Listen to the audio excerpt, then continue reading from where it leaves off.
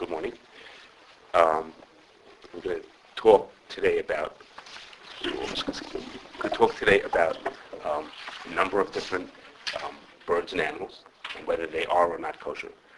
And depending on how far we get, we'll see that this issue is relevant even to people who are vegetarians, even if you don't eat meat. And if we really get to the very end, we'll find out that it was even already negated to almost every person here in this room already today. This child, if we make it all the way that far, we'll see if time permits us to get that far.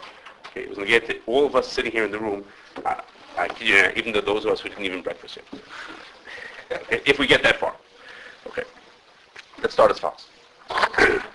The Torah tells us that if we want to know which a fish is kosher, there's one and only one way to know if a fish is kosher. If it has kashrus, which means it has a kind of a scale that if you pull the scale off, it comes off without ripping any skin, that means it's a kosher fish. Okay? Now the Torah says it has to have fins also, but the Gemara says everything with scales has fins. So there's one and only one way to know that a fish is kosher. That's easy. A kosher animal is a little bit more complicated, but it's also relatively straightforward. It has to have hooves that are split all the way through, and it has to chew its cud. And again, that's pretty, you can't tell, maybe every person standing here in the room can't figure that out, whether it does or doesn't, whether an animal has split hooves and chews its cud, but it's not so complicated to figure it out. Okay? But there's another type of animal, which is birds, another species, or whatever you want to call it, birds, which the Torah doesn't tell us at all how to know which birds are kosher. All that the Torah does for birds is it gives a list of 24 birds which are not kosher. Okay, 24 birds. It says these are the birds that are not kosher. And after that list of 24 birds, it's now Rashi even says it tells us those 24 birds because most birds are kosher. And now, if you know those 24 birds as which they are, you can eat everything else. Okay, so if you can figure out what those birds are, and each one is not a bird, each one is a species of bird. If you could figure out what they are, you could eat anything else that you want to. But the Gemara, the Mishnayos and the Gemara give a little bit more explanation. Even the Gemara, the Torah lists the 24 not kosher birds. The Mishnah doesn't list those 24 birds. The Mishnah tells us that there are 4 signs how to know that a bird is or isn't kosher. And it also tells us once a 5th sign having to do with the shape of the eggs, how to know that a bird is not kosher. That wouldn't tell us if it is kosher. But the other 4 signs tell us, there are 4 signs that tell us if a bird is kosher. Okay. We're not going to go through the 4 signs. The one that's most important to us is that the bird has to not be a doris. It has to not be a predator. It doesn't attack other animals. Okay? But the Gemara doesn't tell us, how do you know whether it is or is not a doris? Okay, one of the things is kurkavan and nirklaf. If a certain part of the animal can be peeled off by hand. It's very easy. You know, if you know a part of the body that is, you could sit and see if it peels by hand. Okay, you can figure that out. The Gemara doesn't tell us how to know what it means that an animal is or is not a doris. It's a predator that attacks other animals. So, there's a machlokes rishonim. I don't know this well enough, but Rabbi Shechter says there are 5 shittas in the rishonim. As to, of these 4 signs, how many of them do you need to be kosher? The Gemara gives a bunch of 4 different signs. Do you need one of them? Do you need all of them? Do you need some of them? And there's all kinds of opinions as to how many of those signs you need to make a bird kosher. The Mechaber, the Shulchan Aruch says that the simple reading of the Mechaber is you need all 4 of those signs in order to make a bird kosher. Okay, so it needs the 4 signs. It has to have a zefek, which is a crop, a little piece where the food gets caught, and a kurkavan. A kurkavan and niklav, it has to have an extra finger. I'm not explaining these bunch of different signs, and it's not a doris. So the Shulchan Aruch says it has to have all of those signs. The third one has to have, I don't know which I said third. It has to have a zefek, which is a crab, has an extra finger. It has to have a kurkavan and niklav. You can peel the kurkavan by hand. The 2 parts of it separate by hand. And the 4th being that it has to be not a doris. It has to not be a bird that attacks other animals. What is a kurkavan? Sorry. It's not important. Okay, we're staying away from that. Okay, so the Shulchan Aruch says it has to have all of these signs in order to know that the bird is kosher. Or the Shulchan Aruch says that you could have a Masorah. You could know from people before you that the bird is kosher. I never look to see if a chicken has a kurkuman in it. Okay, and whether the kurkuman is niklef, it's not my thing. I don't play around with dead chickens, but I have a Masorah. I know my father ate chicken, and his father ate chicken, so okay, so we know that that's a kosher bird, so that's what we eat. Okay. Who's the first one to say the washing of Masorah? I'm not sure. It comes from a Gemara, because the Gemara says, we'll get back to this in a second, the Gemara says that if your person is a tzayod, he's a professional who understands birds. The Gemara explains that he knows what birds are, and he knows all the 24 birds. The 24 birds the Torah says are not kosher. He can tell you which birds are or not kosher. There's such a thing as a person could give over to you without actually touching a bird and looking for these signs. He can know it's kosher. The truth is, Rabbi Cohen wants to know, where does it say that? Who's the first one to say you need a Masorah? Really, it's the Torah. Because the Torah doesn't tell us how to know a bird is kosher. It just tells you, these are the treif birds. Well, how am I supposed to know what a ra'ah is? The Torah says a ra'ah is a treif bird. Well, what in the world is a ra'ah? So it means that Moshe Rabbeinu picked up that bird and said, guys, this is what it is. This is a daya, and this is a ra'ah, and this is, each one of the birds he picked up and said, this is what it looks like. So it's sort of like built into the Torah that a treif bird means, the way you know what a bird is kosher or treif is, because it says in the Torah, tells you. That's what you should look for. Okay. But the Ramah says, the Ramah goes with the sheet of Rashi, who brings a Gemara. The Gemara says that there was once a bird called the Tanagulta de Agma. Okay? And this bird, people thought it was not a doris. It seemed to be a calm, pleasant animal. They thought it was not a doris. And if the years of eating this bird, they found out that the bird wasn't doris. So they found out that the bird was treif. So from the fact that they once made a mistake, and they had a bird that they thought was a kosher bird. They used these signs they thought was kosher, and it turned out the bird was not kosher. Came a minhag that we only eat birds if we have Masorah. We don't just say, well, I checked these signs and it's kosher, because one of them, whether it's a doris, is very hard to get a handle on. It's hard to tell whether it is or is not a doris. So they made a minhag, and the Ashkenazim follow this minhag. We only eat a bird if we have a Masorah that it's kosher. Okay? Now, what do you mean the Ashkenazim? The Ramah paskins like Rashi that you have to have a Masorah in order to know that a bird is kosher. Okay, the Machab paskins, if you see the four signs, that it's okay. And the Ramah, who for the Ashkenazim, says you have to have a Masorah. Couldn't the zoologist tell you if an animal's a doris or not? I mean, you just watch their nature. I mean, they have experts who do this all day long. Right. So that's the Machab Shita. If you watch it and you know well enough whether it is a doris or not, then that's fine. But the Ramah holds, the Gemara brings a story that people made a mistake. If the years of having an animal, a bird that they thought was kosher, that was not a doris, they found out that it was. So you see that you could find out, you might not be able to pick it out by yourself. That you have to be worried that you might make a mistake. You're saying, which is what we would have said before that, which is, you have to see if it's a doris, so go check it out, whatever it takes. And we'll find an expert who knows birds. You know, a chicken farmer can tell you whether chickens attack other animals. I mean, he's watched chickens for many years. Okay. That's a machlokas. Okay, now, the Shulchan Aruch tells us that there's one way to know, one way that he says that you can know that a bird is considered a doris. Okay, and it's not what you would have thought. It's not what you would have thought that we saw it attack some other animal. He says, if you take a stick and you put a bird onto a stick, the bird perches, that's what it's called, and holds onto the stick, it perches onto the stick with some fingers, it wraps its fingers around the stick. Okay, and it puts some fingers in the front of the stick and some behind it. That's how it holds on. So the Shulchan Aruch says, if a bird perches on a stick with 2 fingers in the front and 2 fingers in the back, that's a doris. That's a treif bird. If it perches with 3 fingers in the front and 1 finger in the back, that's fine.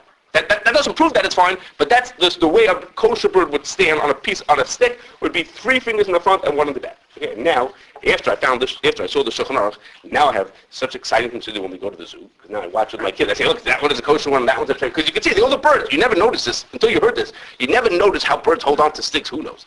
But now all of a sudden, you can see, it's interesting to watch in the zoo, to watch how the birds hold on. 2 and 2 or 3 and 1. Okay? Lo and behold, 10 or so years ago, somebody was watching chickens, okay, and it turns out that we have a very sophisticated world. Okay? In our world, it used to be our grandparents, our great-grandparents, when they wanted to eat a chicken, they took a chicken out of the yard. When I was a bacher learning in Mir, okay, I lived in a diva, in an apartment on the 2nd floor, and the people downstairs had chickens running around the yard, okay, and every couple of days there were some eggs laying in the yard, and that was what they ate for breakfast. And I guess when the chickens had stayed their welcome, they shafted them and they ate them. So that's how they raise chickens. But nowadays we're much more sophisticated. We have special birds that are for eating and different birds that are for laying eggs. Okay, for whatever reasons, these birds are designated that they're good for eating, and the birds that we use for laying eggs are called white Leghorn chickens.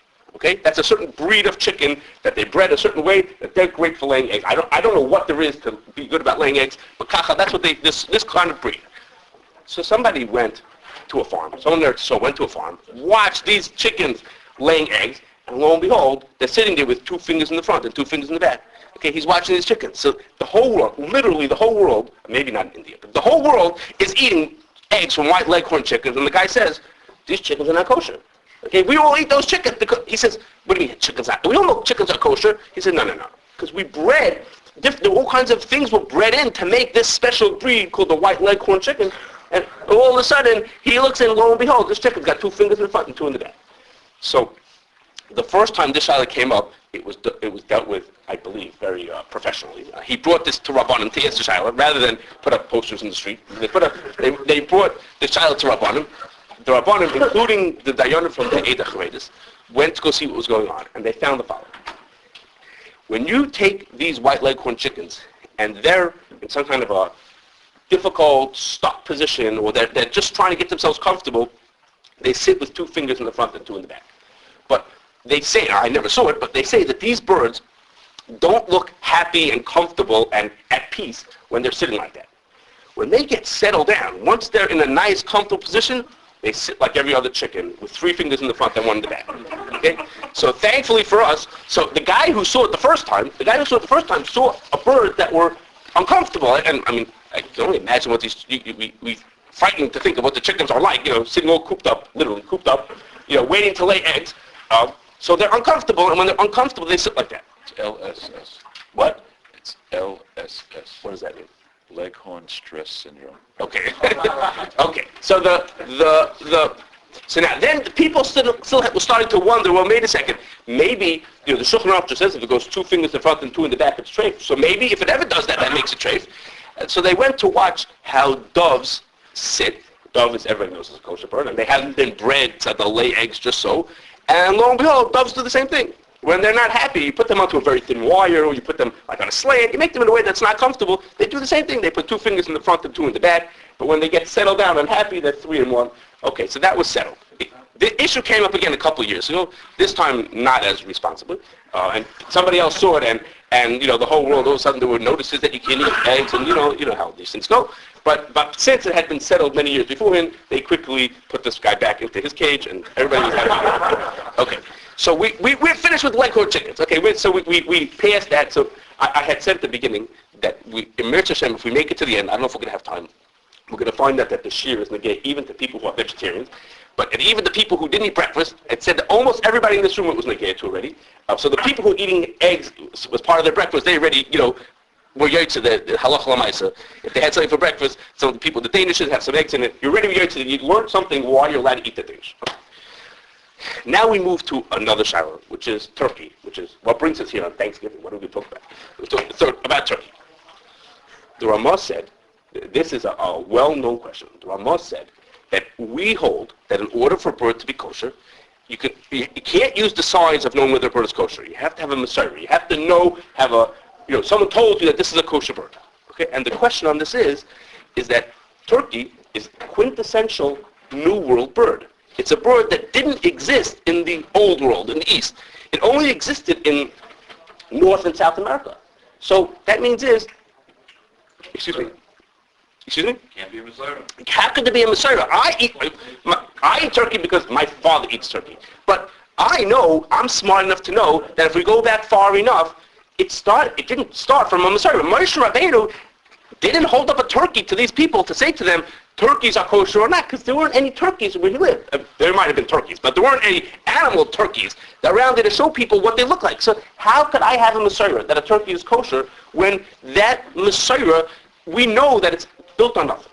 Okay, but yes. It's a question that maybe my story is wrong. I always thought of the story of the shloch dangling out there, that he saw that there was a Messiah going back to the shloch, which was in Europe, that he had a Messiah that the Turkey, maybe it's a wrong story. It's inaccurate. That That he had a Messiah that it was kosher. No, he actually saw that the turkey was a doris, or however That it was a terrorist. That was, no, it's a predatory type of bird. So it's not kosher. Right. So you're making things worse for us. Well, what I'm saying is that story doesn't make any sense because you're saying that they didn't have it where the shloh was. I'm sorry, I have to ask my mother when the shloh lived. I don't know when he lived to tell you whether he did or didn't have turkeys. They've had them for many hundred years. I don't know when he lived. So, okay, I don't know. I'm not a historian. Okay, but there's a bigger question. You may have heard this question as how could a turkey be kosher? But I have a bigger question. There are many tshuvas have been written about why turkey is kosher. Okay, but there's something very unusual about these tshuvas, which is all of these tshuvas are written a couple of hundred years after people were already eating them. Every single tshuva has the exact same style. It's like they all have the same format. The style is like this. Everybody eats this bird. Why do we eat this? I say, here's a whole bunch of reasons people have told me why you should eat it. Now they're all wrong. Okay, all these reasons, I don't like all those reasons. And then the end of the tshuva is, so I have a reason why the bird is kosher. Okay, and then the next tshuva is, why is everybody eating this bird? And he tells you all the reasons why it's no good. And then he tells you, and I have my reason why it is good. Okay, but so for me, a bigger question is one question is, how can you eat it without a Messiah? But a bigger question is, where was everybody? How come for hundreds of years people were eating this bird, and it wasn't until later that people started waking up with the shayla? When they created microwaves, it didn't take very long for there to start being tshuvas about using microwaves on Shabbos and for Bishalakim and all kinds of shaylas that could be negated to a microwave. You would be surprised if it took 500 years for someone to be some shaylas or tshuvas about microwaves, because when something comes up, people have shaylas about it and it comes into the tshuvas form. Well, how come there's no tshuvas about this for hundreds of years after people were eating? And every tshuva starts off, everybody eats this thing. Well, what are we doing for? They start asking the question. So we're going to see the answers. We're going to break the answers into 4 groups. But we're going to see if these answers can answer both questions. One is, how can we eat it without seemingly it has no Messiah? And second of all is, where are the people answering the shayla? Where are the people asking and answering the shayla? Okay, so the first sort of the 4 types of answers. The first one is, there are some people who say the question is so good that there is no answer. There are people, Shlomo Kluger didn't eat turkey. And Rabbi Yaakov Kametsky is known that he, or maybe parts of his family, don't eat turkey. They say it doesn't have a Messiah. Don't give me all kinds of, unusual answers as to, you'll hear some unusual ones, as to why it would be kosher. He says, I know that the Messiah that I might have is wrong, it's broken, it's incorrect, so it's not kosher. That's it. That's one mahal that says the question is so good that there is no answer to the question. Now, another answer, which is also, sort of, if you think about this, you'll probably come up with this answer yourself, is, I told you that the Torah says there are 24 non-kosher birds. Not only that, Moshe Rabbeinu showed the Yidden what those 24 birds are. He picked up each one of them up, and he told them, this is what a duchifas is. I haven't a clue what a duchifas is, but Moshe Rabbeinu did, and he picked it up and he said to the guys, this is a duchifas, and it's not kosher. Well, there were no turkeys around that time. Now, we could imagine Moshe Rabbeinu, being able to pull one out of his hat, and he somehow was able to get a turkey, right? Moshe Rabbeinu was not what we are. But the Gemara says that a person who knows there's such a thing. There were people who knew all 24 treif birds. Okay, they were Moshe Rabbeinu. There were people at times who knew all 24 birds. Okay, those people never saw a turkey. So how do you know that? Because turkey is like the prime example of a New World bird. It only existed in the New World. It only existed in North and South America. Before Columbus came here, no one had ever seen a turkey. Now, again, it might be that there have been turkeys 1,000 years before that, and then they all got wiped out, and they were only left. But the way the whole world believes is that turkeys were only in the New World, and it didn't exist in the Old World. I mean, in Europe and Asia, Africa. So, how could it be that Moshe Rabbeinu? You say, well, since Moshe Rabbeinu didn't have one of those birds, and for sure people in the Gemara didn't have those birds. So we know that it has a Messiah that it's kosher because I know it's not one of those 24 birds. Because so you're right. Moshe Rabbeinu, we know it's Kashrus of Moshe Rabbeinu. Moshe Rabbeinu is, Moshe Rabbeinu. But the Gemara says there are people who can know all 24 birds. That means it doesn't have their names in the Gemara, but it was within reason that someone could do that. And if you know all 24, you can eat anything else. Okay, so that means there were people around. Now, how could those people? That means the guy could say they can have in the Babylonian art scroll a chumash, it had pictures of all the 24 birds. Like there were people who knew what those birds looked like. So they didn't have any turkeys in there. So again, if it's even one that you don't know, you can't eat because maybe it's that one that you don't know. Okay. So that's one angle. People try to say this. So I don't know that it has a Messiah, but it's sort of I sort of by default, through the back door, I could say that it must be kosher. Okay. But there's two reasons why I think that that's not correct. Excuse me. One is there are 24 birds, but the Gemara says that one of those birds, these are not 24 birds, these are 24 species of birds. The Gemara says that one of those birds had 100 members to its species. There were 100 varieties of this species. Okay. Now, the Gemara doesn't say whether how it is that a person knows what the species are. But my guess is, but this is just a theory, that when a person knows the 24 birds, he doesn't have to have seen all 100 varieties of each species. What the person has to do is like this. When he sees, let's say we have a chicken. Okay, when we see a chicken, we know what it looks like. If we see a white chicken and a brown chicken, do we realize that those are the same thing? Yeah, come on. Okay, there's a white and brown. That one's a little bit fatter, it's a little skinnier. So there are ways to understand what's in the species and what's not. No one thinks that a cat and a chicken are from the same species, right? We know that they're different. So part of the expertise of knowing the 24 birds is to know how to know what's in the species and what's not in the species. When the Torah says that this kind of a bird is treif, well, I know what the main one is, what like the prime example of that one is. But how do I know when I see another bird, is it part of that species or not? So part of the skill of knowing the 24 species is, I know the species and I know how to decide if you're in or you're out. Okay, the Dr. Tshuva has a dozen shilas of people who try to say something is or is not in the same species. What happens if it has the same but it has longer legs? What happens if it has a black beak instead of a red beak? 100 different varieties. So part of the expertise of knowing whether something is or is not one of those birds is to know how to extend the species and say this is part of that species or it's not part of it. So that's part of the expertise. Okay? Which means is that even if the person never saw the actual turkey, if the turkey would have walked in, he would have said, "Oh, turkey, I know that turkey. That's part of the species of some other one of the treif ones." He could have known the 24 treif ones, and if he would have seen a turkey, he would have said, "Oh, it's an atalef." Okay, it's one of those. It's a part of that species called whatever it is, because he knows the 24, heads, and then from those 24, he knows how to say what's in the group and what's not in the group.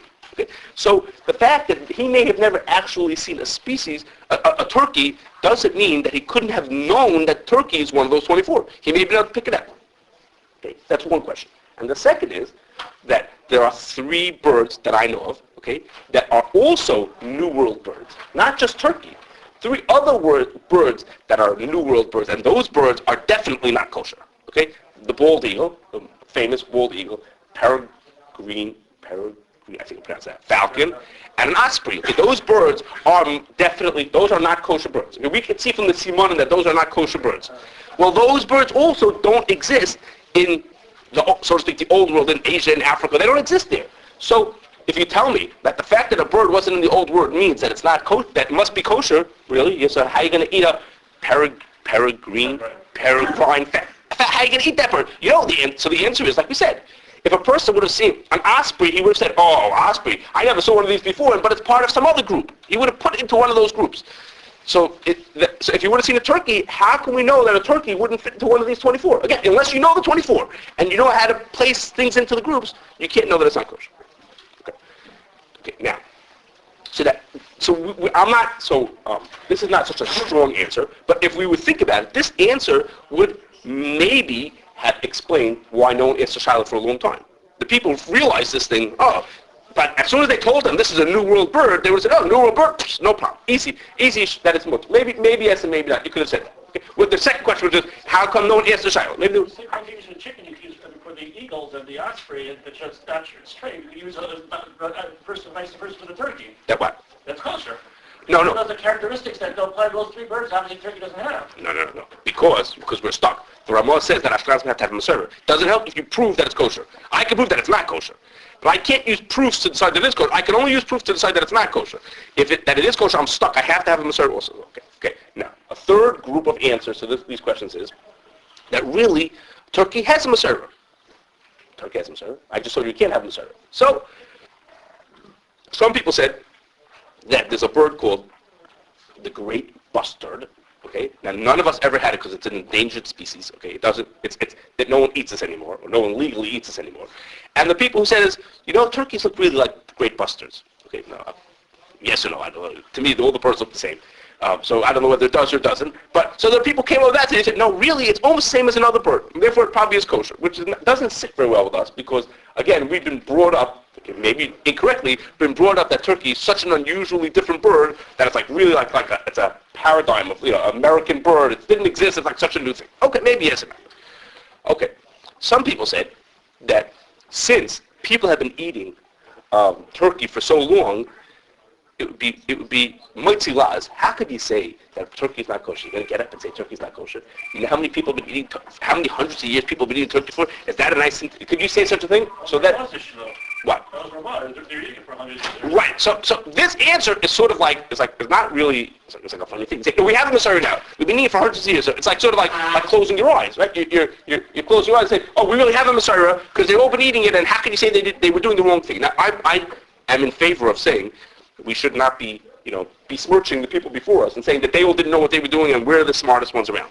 But we need to come up with some kind of an answer, okay? And the most unusual answer in this group of answers of how did they get that there really was a Masorah for Turkey is that when Jews first came to America, they met members of the Aseret HaShvatim, and the members of the Aseret HaShvatim told them the 10 tribes that had been kicked out of Eretz Yisrael, and they met members of the Aseret HaShvatim, and they told them that it was kosher bird. They said, we have a Masorah, that's a kosher bird. What do you say? They had a Masorah from Moshe Rabbeinu. No, Moshe Rabbeinu. He doesn't have problems how Moshe Rabbeinu got a turkey. So they had that sister that came in there, and they came to Plymouth Rock, and there was a steeple there. And they met at the steeple of Plymouth Rock. They asked them, and they met a bunch of... What do you say? Sure, of course. Of course. Of course. What's it? I don't remember who says it. So Mars took Kahila Kadosh to Plymouth Rock. They came in there, and they were all in Turkey, and they said to them, what did you eat? Where did you get this? And they said, no, the Rebbe Gazal says it's kosher. They ate it. Okay. So perhaps they brought turkey back to Europe. And They asked the Shiloh. who did they ask the child to? That's the question. Who was... No one wrote about it. That's the problem. No one wrote about it until hundreds of years I later. understand, but they probably, somebody asked the Shiloh. Okay. And But so, they but got not the quick. answer, no one wrote it down. Wait a second. Just because it wasn't- Okay, so first of all is that it's hard to say that something like this came up and no one asked the Shiloh when it's not the, so to speak, the style, when you have something that's such an unusual Shiloh that there shouldn't be some record that there was a Shiloh went on. But also, who would they have asked the Shiloh to? That's our first question. Is we Ashkenazim say, in order for a bird to be kosher, it has to have a Masorah. You have to know from someone before you that it was kosher. So when I came to the rabbi, I said, Rabbi Cohen, is this a kosher bird? I said, I don't know. I never saw it before. It looks kosher, but I never saw it. I can't let you eat it. I never saw it before that it was kosher. Okay, so we're sort of like stuck in it. But they brought the turkey back to Europe, and they started eating the turkey in Europe too. Right, correct. But that's the question. How did they start eating Not it? just How did, It's got to be a species issue. they've seen every species of kosher birds, who has? and Masorahs. No, not at all. By no means. It's into the species, so it's going into turkey, just into some type of species. So which species of kosher bird does it fit? It's not anything like Maybe any. they found it back then. So okay, so that's one. I said like a great bustard. Maybe there was a bird around that they all knew was kosher, Right. and they attached it to that bird. They said, they just all knew that it just looked so similar to that, and they thought it was kosher. So it could be that's an answer. It could be that's an answer. But for us, again, maybe we're biased. We've been brought up and told that turkey is so unusual, it's so different than any other bird, that's why it's such a example of a bird that's a New World bird. It had no similar bird in the West, in the East. So maybe that's wrong. Maybe they brought it home, and there was a bird that was really pretty close to it, and they knew it was kosher, and they ate it. Okay, that could be, I can't say it's not true, but okay, we would be, maybe that'll make you be happy when you eat turkey this afternoon, but it would make us more comfortable if we knew what we were talking about, rather than just saying that. Okay? So the fourth answer, which to me, I think is probably the correct answer, for better or for worse, is like this. I have a different question for you. Did anybody ever wonder why we call that kind of bird a turkey? Okay. Why do we call that bird a turkey? Okay. what kind of funny name? I mean, if Turkey is the name of a country, where did we come up to call this thing? You call it America, okay? You know, what kind of thing that they call this bird turkey? It's not only in English that we call it turkey. In the Chuvas that talk about it, they talk about it as the Turkish bird, okay? And the reason... I don't know how you spell it. I'm sorry. Well, I say spell the country. I'm just saying. It looks, when you read it, it has that read to it. So where did they come up with that name from? So now I don't know for sure, but the turkey was brought back from America back to the east, back to Europe, and one of the controlling powers at that time was the Ottoman Empire, okay, based in Turkey. And from there, it spread, through their control, spread it through Europe. And they brought it back with them, just like they brought corn and other things were brought back, and then from there it spread from there to the rest of Europe. So people who came across this bird called it the Turkish bird. It's like this new bird from Turkey that we've never seen before. They call it the Turkish bird. Okay? And the Kaf HaChaim has Chuvas who talk about it as being the Indian bird. Okay, and which is why in Hebrew we call it hoidu. We call it hoidu, which is India. Why do they call it India? We call it Turkey, they call it India. You know, the other guys call it Portugal. You know, what's going on? It's because they thought, this is what Kaf HaChaim brings, that people thought it came from India. Okay, so however that route made its way there, it spread from India. People thought of it as the bird from India. That's what they called it, the bird from India. So what happened is that these birds were brought there. The Yid in Poland who wanted to know if this bird was kosher, it came from Turkey, so he called up his cousins who lived in Turkey and said to them, you know, Chaim, is this a kosher bird? And he got it from Chaim. Now, I'm not just passing the buck to these people. But the point is that the Yidden who lived in Turkey and who lived in India are not Ashkenazim. They're people, they are Sephardim. When they saw this bird for the first time, what did they do? They opened up the Shulchan Aruch, and the Shulchan Aruch says, there are 4 ways to know whether a bird is kosher. And they poked around the bird, they watched it, they did what they had to do, and they decided that the bird was kosher. Because by looking at the signs, according to the Shulchan Aruch says there are ways to know these 4 signs. They looked at the bird, they decided it was kosher. When that bird they made the first delivery of turkeys into Poland, so the Yidden in Poland, not being so sophisticated as we are to know that the bird is a New World bird and this and that, this bird came from Turkey. This is the new bird that came from Turkey.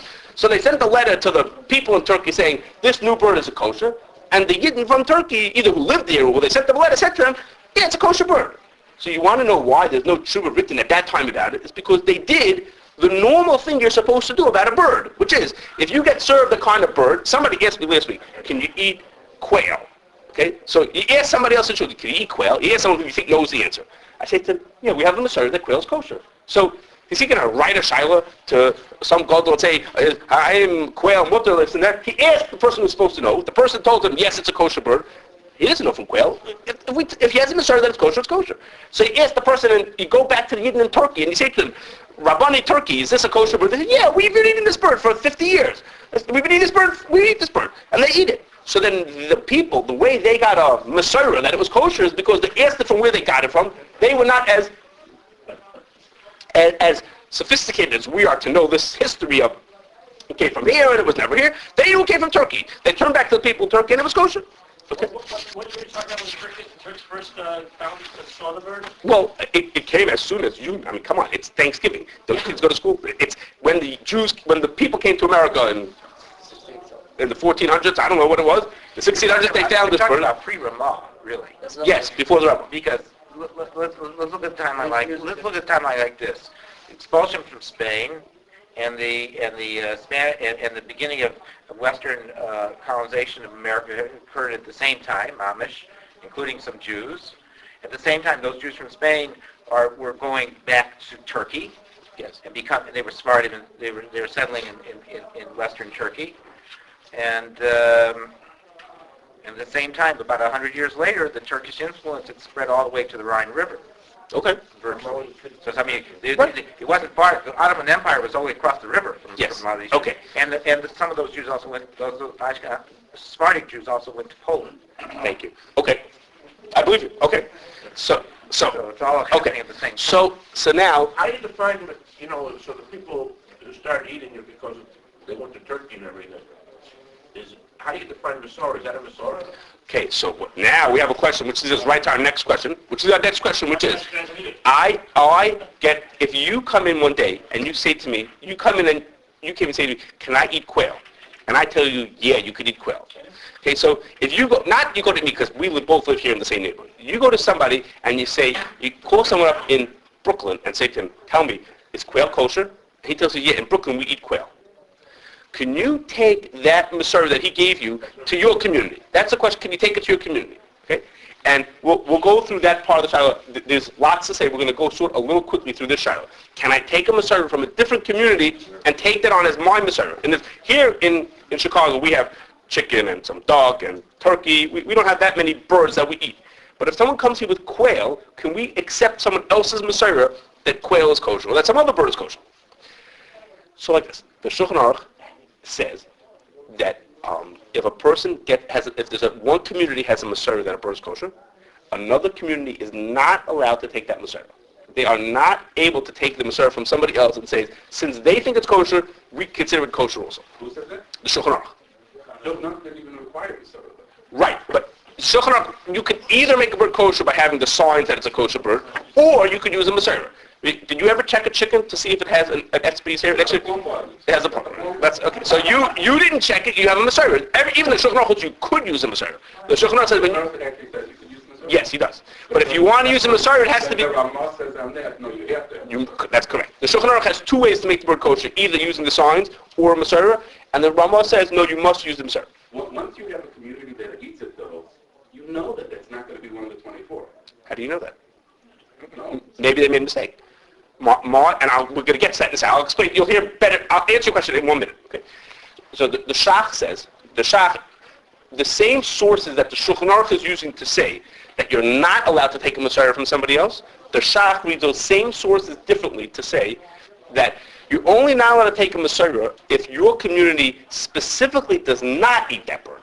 If your community has, you know that in this place we don't eat a certain bird. Whatever kind of bird it is, we don't eat that bird.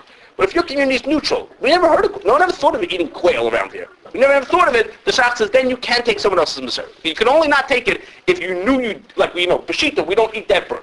But if we never thought about it, it never came up to eat that bird, then you get someone else's Masorah. So the Shach is not I'm saying is arguing within the same sources that the Shulchan Aruch is bringing from. He said that's not what they mean.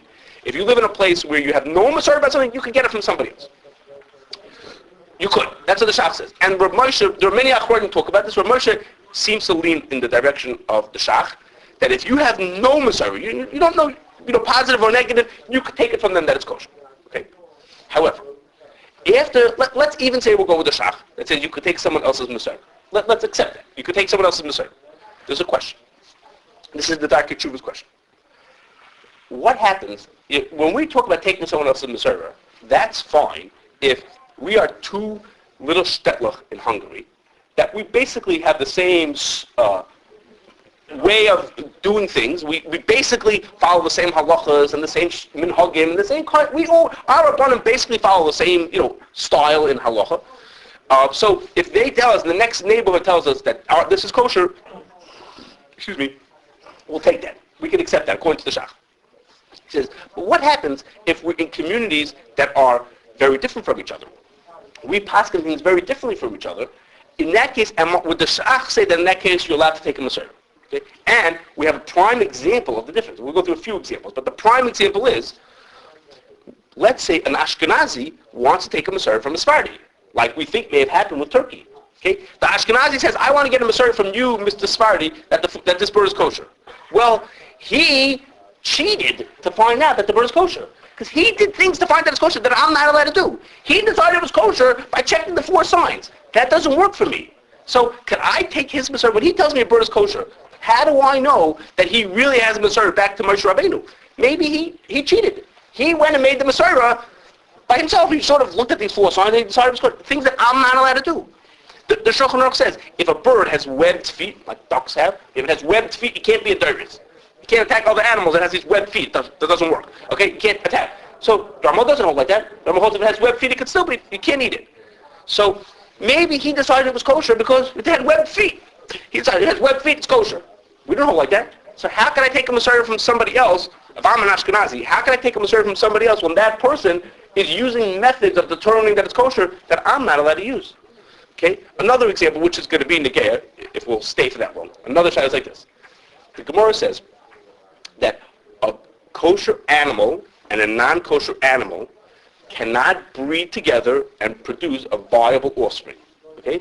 They will not breed and produce a viable offspring. So there's a machlikas nachronim whether the same thing applies to birds. Okay? Is it possible that a kosher and a non-kosher bird would breed and have a viable offspring? And then there's a second child. Let's say they can breed, kosher and non-kosher birds. What would be the din of that of the child that's born? Would it be kosher or not kosher? One parent is kosher, one parent is not kosher. What would be the status of that bird? Would it be a kosher bird or a not kosher bird? Also, machlok is not right. So I hear from the neighborhood, from the next town, that they use a certain bird. Well, maybe they decided that it was kosher because it's a breed between a kosher and a non-kosher bird, and they decided that makes it kosher, or that they decided that the child is kosher. And maybe my rabbi doesn't hold with that. So how can I? When the shach says you could take a Masera from somebody else, do you have to take into consideration that those people have to be the same, like run in the same circles as you do? And Turkey is our example of that. If the Sephardim decided that it was kosher because they looked at the four signs and decided that it was kosher, that doesn't do the trick for me. That's not good enough for me. So could I use that Masera that I have from the Sephardim to know that it's kosher when I'm not allowed to use it? It seems a little silly, right? Could you imagine this? I'm not allowed to think about it if it would happen today. We bring a new bird into town, and I'd say, I don't know if I could eat it. So I say, it looks like it has all the four signs of being kosher. I don't know. So I go, Rabbi Azos, come here, please. Rabbi Azos, can you decide if this is kosher bird? Rabbi Azos says, look at it. Yeah, it's kosher bird. I'm a Sephardi. It's kosher bird. Okay, now Rabbi Azos, is this a kosher bird? Sure, David, it's a kosher bird. You can eat it now. So isn't that ridiculous? I mean, think of how silly that is, right? Rabbi Azos can't give me a Masera when I know that he cheated to get that Masera. Right. Grasshopper. A grasshopper. It's the same shiloh. Reb Chaim Kanievsky is the same shiloh about grasshoppers. And so whether we take a Masera from somebody else. Well, the question is because the people with the Masera about grasshoppers are Sephardim. They're Temanim. And we don't do things the same way they do about grasshoppers. That Reb Chaim Kanievsky is the same shiloh. If anybody ever wants to eat grasshoppers, we'll learn about it. Reb Chaim Kanievsky has a sefer about grasshoppers. Okay? Yeah, I saw people eat grasshoppers. No, they went to go get them. So they had a project. Yes, correct. And I saw people eat them. Yeah. Ashkenazim? I saw Ashkenazim eat it. Well, no. I take that back. It was in a public forum, okay, and the Ashkenazim wanted to eat it, okay, but the Rabbanim in charge of this would not let them do it in a public forum. You can do it you want to in your house, but the Sephardim ate it. That's Reb Chaim Kanievsky has the same child, but whether you could, it's supposed to taste very good. It's hard to imagine how you could eat it, but it's supposed to taste very good. It doesn't, I'm not enticed to eat grasshopper. That doesn't catch my idea.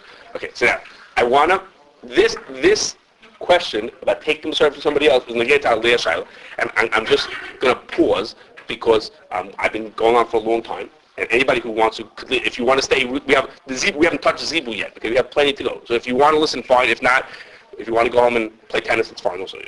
It's do whatever you want. I'll continue with Zebu, but because we haven't touched that yet. Okay, but feel free to walk out from it. Okay, the question of Zebu, which at first is going to sound like it. Yeah, go ahead. What does Zebu mean? I'm going to explain to you what it is. But you answered the last question. You answered the last question. What I did is I said is that there's a question. First of all, there's a machlokas. Let me go over that. Maybe I wasn't clear enough. There's a question whether I can get a Masera from somebody else. Even if you hold that you can get a Masera, there's yet another question: can I get a Masera if they have a different standard than I do? So you didn't answer that. I did not. That's a question whether I can or not. The inclination is that I cannot. That I should not be allowed. That I should not be allowed to take a Masera from somebody else. And that's exactly why they didn't let the guy eat the grasshopper. Whatever. That has to do with the grasshoppers, is that the inclination is that I should not be allowed to take it when I know that he doesn't use the same, like you said, standard of deciding it was kosher that I would use. So how can I take it from him? I have a question on that question. Go ahead. Would it also apply to if you're going from one makom to another makom? If you're moving into that place? It's a historical question because, at the time that I was saying that they were bringing turkeys and then everything was going on. It was a big translocation of Judaism within Europe, including the Machaber himself. His family was moving to Italy and then he moved to Sfat. So what's your question? So maybe he came to a community where they did things differently. Okay, so he had been eating it when the person had been eating it when he lived in Turkey. When you go to, the minhag of the community, can you adopt the minhag? Could you just say, now live in a Sephardi community where everybody eats turkey, so Why do I have to have a Masorah anymore? That's correct, but No overriding halacha, in other words. that's true. You're right. When you move into the community, you take on their minhagim. But so if we move to Morocco, we could all start eating turkey. The question is, but we don't live in Morocco. We stay in Ashkenazim, so to speak. I mean, so what do we? That's our question. That's good. Has Ramosha addressed the question of Masorah to turkey? Not that I know of. So from the fact that they have asked Ramosha questions about eating turkey in general, and the fact that he has not really addressed that must show that it is kosher. It must. Okay.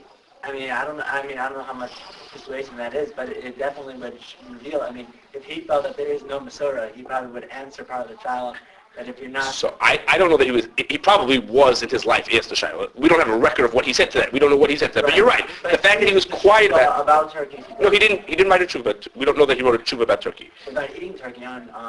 No, he's saying, his point is that in passing, he's assuming that it's kosher. If he could ask a Shiloh about whether it's proper, not from the kashrus of it, from different, is it proper to eat turkey on Thanksgiving? How does that relate to doing what non-Jewish people do? Right. That gives the implication. You're right. That a Yehuda does the same thing, and the Yehuda or Prima Gadim about it. Who asks a Shiloh, what happens to a piece of turkey that fell into a pot? And a whole Shiloh about a possible whole Shiloh, okay, giving the implication that, of course, this is a kosher, like it was like a passing. Yes, there are truths like that that give the implication that it must be a kosher bird. We're trying to understand why. We're trying to get to the understanding of why would it be kosher. But after this last point, it seems that it's that no one knows really. It's a subject. It seems like something happened then. Right.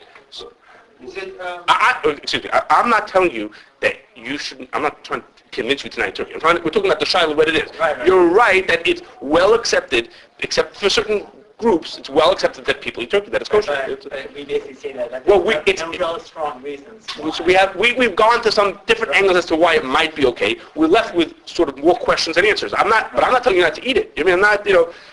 I work for the CRC, and our restaurants still serve turkey. So why What should we eat there? I actually noticed I took turkey out of the freezer last night. She noticed, not because of the Thanksgiving, just stuffing up the turkey. Yes. What's the definition of Masorah, though? So does it have to go back to Moshe Rabbeinu? For example, Mark mentioned before that the Ramah came after this whole Ottoman Empire, and they brought the turkeys, and it's called turkey because it's called this, it's over there. So they established that it was kosher, and this is before the Ramah. What is so long? I read one. What is so long? It was like the Ramah was just born when turkeys were first introduced into Europe. The Ramah, even though we attach a lot of our minhagim to the Ramah did not create the minhagim. The Ramah recorded the minhagim. He was saying, in our community, the Shulchan Aruch was written from a sort of a Sephardic perspective, but in our communities, this is our minhag. This is what we do. He wasn't. Yeah, his father did. No, the Mechaber and the Ramah lived almost at the same time, and the Ramah was not saying news. He wasn't creating the news. He was reporting the news. I mean, he was just writing at the minhag in our place is to do like this. I don't think he established that. This comes from a Rashi. So the Ashkenazim followed the sheet of Rashi in this regard. I don't think that he's the one who made up the minhag. I don't think he was just a record of it.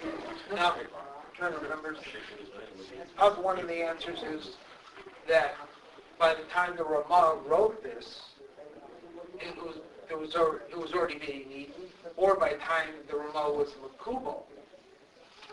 The year the Ramah wrote the Ramah, in Ashkenaz Jewry, they may not have accepted all the Ramah. So now we generally follow the Ramah. But could it be that it was already out there before the Ramah, so it would be inclusive? Okay, so to answer the question, first of all, as has been mentioned, the Ramah lived right around the time when it was being introduced. It hadn't been around for 100 years. You want to talk about turkeys, but it hadn't been around for such a long time. And to answer your second question, the Ramah was the Rabban Kolpnei HaGoyla. He was accepted and taken as is from the get-go. That's why he wrote the Sefer as the Mechaber wrote the Sefer from the Sephardi. He was also, the Beis Yosef was the Beis Yosef, but for the Ashkenazim, he added on parts, and it was very well accepted. I don't. But the thing is like this. I don't think Turkey was the one that spread around. Perhaps they had birds from Turkey, and these were similar to the birds that were in Turkey. That's why we call it Turkey. Why are you saying that? Turkey wasn't in the New World. But by that, The Ottoman Empire was not in the New World. It was Portugal and Spain. Okay. England. Right. So And maybe the Netherlands, but not Turkey, not the Ottoman Empire. Okay. So the reason we call it Turkey is because it was a similar to bird that we that they saw from Turkey. I do Just not- like, I just do like not- we thought that it was from a bird similar to the one in India. The Turkish How do you know traders brought it Spanish? to England. That's why they call it. That's why English is the only country, is the only language that calls it Turkey, because they call it. Everyone else, I read this. Everyone else will call it like Indic, which is India, and Hodu, because everyone thought that came from India. Really, Turkish traders brought it to England, so that's what it's So it called was the Turkey. Jewish Turks, So it's the Turkish Turkish traders? traders who are spreading it. It was the Jewish Turkish traders. Yeah, how do you know they went to Morano, some converso Jews or whatever, who really wanted to keep kosher at home, and they brought it back, and they To take a go while. back to Spain. Okay, we'll see if people want to. Okay, let's move on. Again, if anybody feels that they want to, please feel free. Okay, we're already done our time. If you want, Okay, let's just do the. We'll do this. I'll try to move on. It goes through a couple of phases. This Shiloh. Okay, and this Shiloh started about 50 years ago. Okay, before we get to a Zebu, before I tell you what a Zebu is, okay, in the United States and England, and those type of those countries, there are two well-known breeds of cows, okay, and they are Angus. They're called Angus and Hereford. Okay, Angus is a black cow. It's all black. It has no horns and it has really great meat. Okay, the meat tastes really good to the point that places like McDonald's and Burger King, when they want to tell you that you're getting a premium hamburger, give you an Angus burger. Okay, that's like how you describe a better burger as an Angus burger. Okay, it's a better type. It seems that it's a better type of beef. The Hereford is not black. It's like reddish, brownish, white. Okay, it's a more what you more used to seeing as a cow, and that's a more, so to speak, traditional kind of cow. These cows do fine where we live. I once spent about a week in Idaho for Kashrus reasons, and it was the middle of the winter, and what you see in Idaho in the middle of the winter is snow for as far as the eye can see. Okay, all the fields are covered with snow forever and ever, and standing in the middle of this freezing snow are cows. Okay, just standing there, freezing. Mama's freezing there. Mama's just freezing. But they handle it. They make it till the end of this. I guess most of them make it. They make it. Okay, they're sitting out there, Mama's. You can't imagine how they can sit there. And that's what these kind of cows. They're nice and tough cows, and they can handle this. They're really good for this climate. And you sit out there and freeze to death. Freeze. Okay. Now, these cows are great for us, but in tropical climates, they have a very different kind of cow. Okay? And that cow is called the Zebu. Okay? It's a different kind of a cow. That cow handles heat and humidity really well. Okay, like if you live in Australia or South Africa or South America, they handle the heat and humidity very well. Okay, but the meat of those animals doesn't really taste so great. Okay, we'll see how that's actually relevant. Okay, the meat from those animals doesn't taste very good, but they can handle the climates that they live in, much like our cows can handle the climate that we live in. Okay, well, in the 1950s, people wanted to import Zebu into Eretz Yisrael. Actually, from I don't know why, from Madagascar of all places. They wanted to get it from Madagascar. So they wanted to bring them into Eretz Yisrael because Eretz Yisrael has a tropical kind of climate. They wanted to bring it there, and the chief rabbi, Rabbi Herzog, asked the Chazon Ish whether it was okay to import those animals into Eretz Yisrael. So why not? What's the Shiloh? What's the big deal? So why shouldn't you? A cow is a cow. Who cares? What's the difference? Why shouldn't you think of it? And the answer is, for this, I was actually thinking of bringing pictures just for this. If you would see a picture, I have pictures if you want to see afterwards.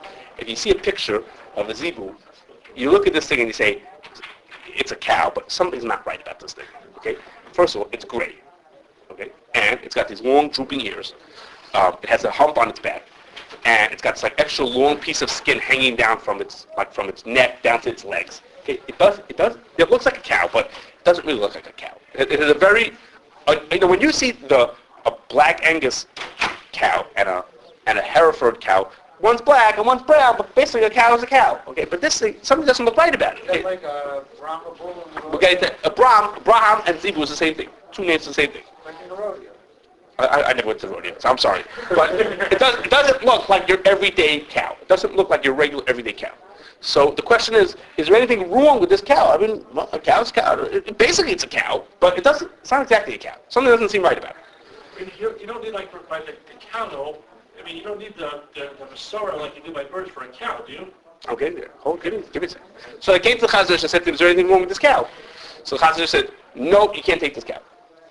And the Chazanish wrote two famous letters that printed in the Sefer Chazanish. Many people know these letters. The Chazanish said that, before I tell you what he said, I'm going to tell you is that there are these two letters that I'm going to tell you about in a second that the Chazanish wrote. What most people don't know is that Rav Herzog also wrote letters to the Chazanish, which are printed, and the Chazanish wrote a third letter back to Rav Herzog, and that letter is also printed. Okay? These things, if you want, the best place to know about this, it is a biography of the Chazanish. It's called Pe'er Hadar. Okay? It's a biography, it's 4 volumes. So if you make it to the 4th volume, the way end, page 226. Okay, so you really have to have patience or skip. And you could find out what really went on with this Shiloh. Okay, and there he has the letters from Rav Herzog. He has the Chazanish's third letter, and he says like this. The Chazanish's first 2 letters say the following. Just like birds have to have a Masorah that's kosher, so too animals also need a Masorah that's kosher. It says, what kind of thing? What animals? It says in the Torah, if they have split hooves and they have chew cud. So he says no. It depends on how you read a certain shach. That he says that the Chazanish says, as do some others, that the shach says that for an animal to be kosher, you have to have a Masorah that is kosher. And he says, so we don't have a Masorah that Zebus are kosher, so therefore you can't eat it. Others read the shach very differently. That the shach is not saying that you have to have a Masorah that is kosher. If you want to know if something is a behemoth or a chaya, animals are split into 2 groups, behemoth and chaya. And they have differences whether you have to do kisya dam, whether you can eat the fats of the animal. There's certain practical differences between them. If you want to know if it's a behemoth or a chaya, then you need a Masorah for that. But if you just want to know if it's kosher, you don't need a Masorah for that. Okay? That's how most people hold. The Chazanish says, from a chayadam, he learns the shach is that you have to have a Masorah that an animal's kosher. So, and there are reasons why you might need that Masorah. We're not going to talk about that. There's an explanation for that. But you would possibly need a Masorah in order to make an animal kosher. So he said, no Masorah and Zebus. You look at this thing. You wouldn't. I'm telling you, if you look at the pictures afterwards, something doesn't seem right about this cow. Okay, he said that's not the cow that I know about. So there's no Masorah. You can't eat it. Now, so if you read in Sefer Chazanish these 2 letters, you think that was the end of the question. Okay, but in fact, that's not by any means the end of the story. Rav Herzog did not take this sitting down. Rav Herzog said, well, these animals live in tropical climates. And he went to Jews who had lived in India, and I think he said Iraq also, and he said to them, in your country, do they have this kind of animals? They said, yeah. He said, did you eat them as kosher? They said, yeah, we ate them as kosher. These are kosher animals. These are cows. We eat them. So he went back to the Chazanish and said, you're telling me I can't eat these cows because they don't have a Masorah? Yeah, they have a Masorah. Here's some nice from Jews from India who have a Masorah. Okay, now. It's the same Zebu, it's the same, yeah? The same, yeah, it's being imported from there because these type of climates have... No, just like, Turkey was in...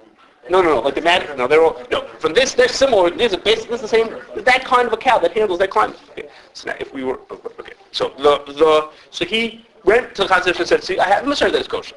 So the Chazanish wrote a 3rd letter, okay, which said 2 things. He said, first, I'm going to say the second point first. The second point was, when you want to get a Masorah from somebody, the Shulchan Aruch says, you have to get it from someone who's reliable, who knows what he's doing, who understands these things. And Rav Herzog seems to have preempted this point because he makes a point in his letter of saying that they were fine, respectable, from people. Okay? That they were fine, there was a from community for hundreds of years, out of thousands of years. So he said they were fine, respectable people who told me this thing. So put that on the side for a second. The Chazanish's first point is, he says, remember I told you that the Shulchan Aruch says, you're not allowed to get a Masorah from a different community. So we're not Indians, and we're not people from India. The people in India, they can eat it. We come from, I don't know, wherever the Chazanish came from. We're not allowed to eat their animals. You're not allowed to get a Masorah from somebody else.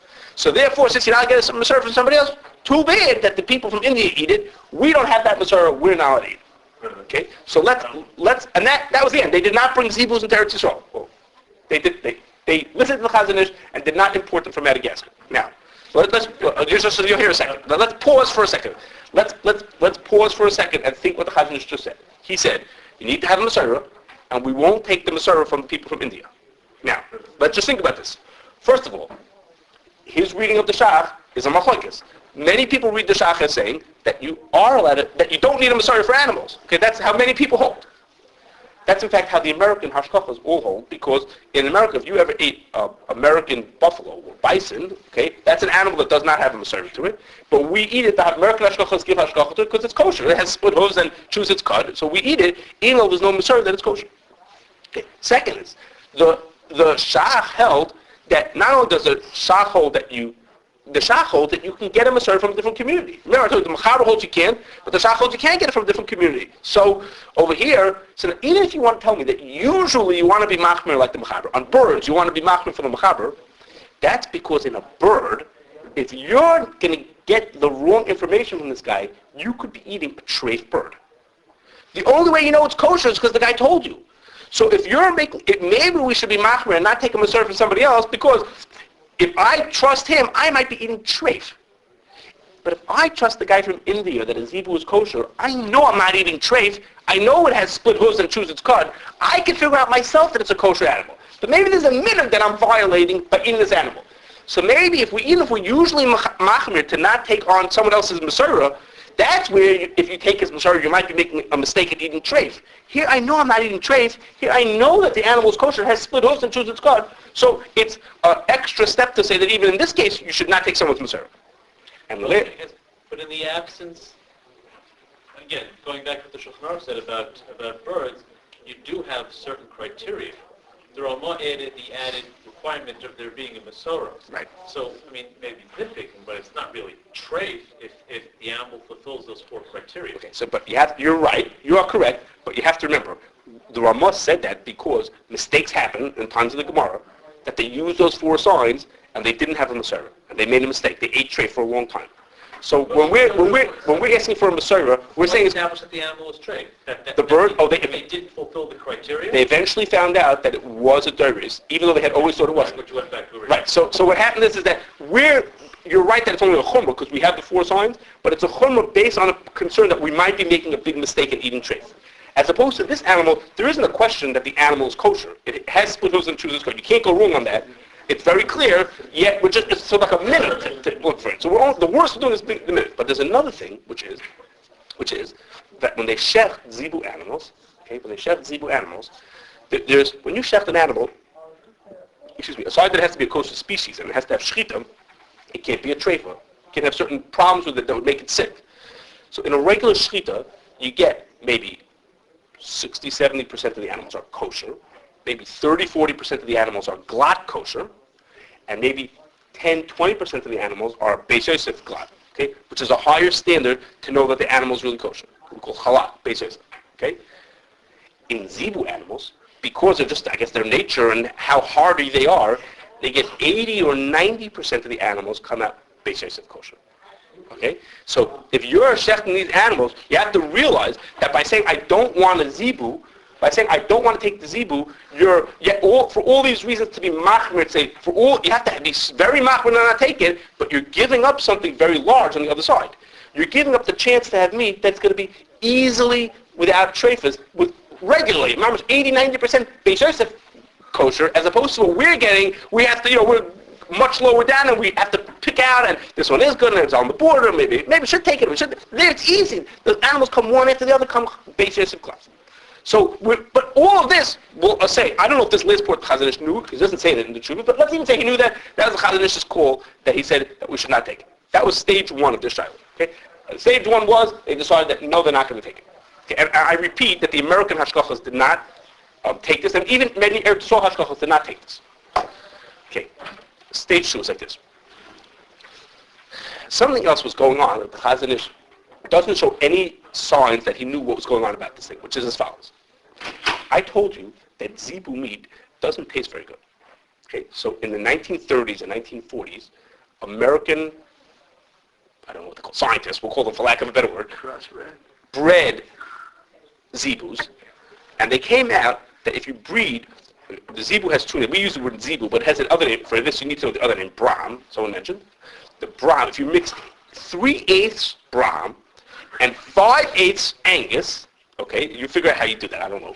3/8 Brahm and 5/8 Angus, you get an animal which becomes a contraction of those two names. You get a called a brangus. Okay, you get a brangus. Okay, and that animal has, as we say in Yiddish, has alamilas. Okay, the animal, it's a black animal. It looks very much like a zebu, like a Angus cattle. It doesn't have drooping ears. Doesn't have this extra piece of skin. It has a tiny little hump only, and the meat tastes good. So it's alamilas. This animal can handle the cold, can handle the hot. This is a great animal. Okay. Is that right? Because if it's able to produce a... I'm getting to that in a second. So that's where I'm headed. So they bred this animal, and they created this thing called brangus, which was a big success that they're able to breed it. Now, that brings up two shilas, which is what you're referring to, two shilas that the Chazon Ish doesn't talk about, and we don't have any reason to even think he knew about it. Okay, this was just going on right at that time. This was like just starting to happen, which is, the Gemara says that kosher and non-kosher animals cannot breed and produce viable offspring. Well, if a Zebu could breed with an Angus and produce viable offspring, then the Messiah of an Angus transfers over to the Zebu. Because the Gemara says that if you breed with a kosher animal and produce offspring and you're kosher, then you must be kosher. If you didn't know, you would know that this is kosher. Well, then if an Angus is kosher, Zebu must be kosher also. Why is that not a simon? How is it a Messiah, not a simon? Well, the Messiah is that Angus is kosher. The Gemara tells us anybody who can breed with Angus and make a viable offspring, that person is also kosher. So I'm going to transfer the Messiah from Angus onto Zebu because I just proved, I used the Gemara, I didn't on my own determine this. Using a Gemara principle, I transferred that Messiah from here to there. Can we say it was a machlokas achronyim? No, Now they only by birds. By birds. The Gemara says that by animals, a kosher and non-kosher animal can't breed and produce a viable offspring. Right. That's a machlokas not quite whether it applies by birds, but by animals, it for sure applies. So I could transfer the Messiah from Zebu onto from Angus onto Zebu, and even more than that is, let's say you don't like that. Let's say you won't say like that. I told you, but there's a machlokas not quite. What would happen if a kosher and a non-kosher animal would breed? What would be the din of that offspring who has one parent who's kosher and one parent who's not kosher? Okay, and many Achronim hold that animal is also kosher. So even if you don't want to transfer the Messiah, there's reason to say that the brangus is kosher because one of his parents is kosher, or 3/8 of his parents, I don't know, 4/5, I don't know, whichever one of his parents were kosher, and so that he should be kosher also. Okay, so now there's no indication in the Chazon Ish that he even considered, that he even knew this piece of information, and we could potentially say that even the Chazon Ish, who said that Zebus are not kosher, would have said, when he would have known this information, might have said that it is kosher. He might have been able to say that Zebus are kosher after he would have heard this information. Okay? So, when this came up again a couple of years ago, you'll hear, it came up again that a lot of the shechita in Eretz Yisrael, a lot of the meat that goes to Eretz Yisrael, and some of the meat that comes here, but a lot of the meat that comes to Eretz Yisrael comes from South America. Okay? In South America, you can't have Hereford and Angus cattle. They don't survive. It's not the right climate for them. So they have Zebus and Branguses over there. That's what they have over there. So a couple of years ago, the Israeli hashgachas all of a sudden found out that the meat that they had been eating was Zebu and Brangus. So here, they all were proudly saying that we hold at the Chazon Ish that you're not allowed to, use Zebu, and there are no Zebus in Eretz Yisrael. Now, we wouldn't dare bring Zebus into Eretz Yisrael, but they were eating it anyhow. Well, now they have Messiah. Well, so they were eating it anyhow, and they were eating it because the shchitas were sending it back. Now, how it came to be that the shchitas didn't realize this, either because we have a different idea. Either they had branguses. I don't know if they had Zebu brangus. It's not clear which one they have. Either they had branguses, which look normal. When you see a brangus, you see the picture. It looks basically like an Angus cow. It looks fine, like a normal regular cow. Or they saw the cow looked a little different, and the shaykhim asked the local rabbanim, this Jewish community, they said, "You allowed to eat this?" And they said, "Yeah." Just like in America, we don't all eat the Chazon Ish. You let it show me eat this cow. We almost like they ate the turkeys. You let eat this cow? Of course I eat this cow. They ate it. And all of a sudden somebody found out that this is the famous Zebu that we don't eat. And we're eating it anyhow. We'll go figure. So, but now, at this point, it was already, I think, known, this is a few years ago, so we will assume that the people at the time who were answering the shayla should have known that Zebu and Brangus are breeding together. Okay? Now, this is not so to speak a secret. This is from the 1930s. They've been breeding Zebus and Angus's together to make Branguses. So now, not only do we have, in order to say the Chazon Ish Shita, not only do you have to say many chumras, as we had mentioned, but now we have an extra thing. That now that it's breathed together, we have a transfer Masar to make it kosher. We have more reasons to make it kosher. But so what happened is that the Rabbanim at the time said, no more zebus. How can it be? The Chazon Ish said no zebus. We can't have it. How could it be? They're sneaking it in on us. Blah blah blah. No zebus. It's all transfer. Now the American hashgachas. Did they carry that to Brangus too? Yeah, no, the whole works. No relation. The American hashgachas basically ignored the whole shiloh because I told you the American hashgachas are giving hashgacha on American buffalo. Most people don't hold like the Chazon Ish altogether. To get the start, I told you there's 20, a whole bunch of reasons not to hold like him, even if you hold like him, you're told not to hold like him.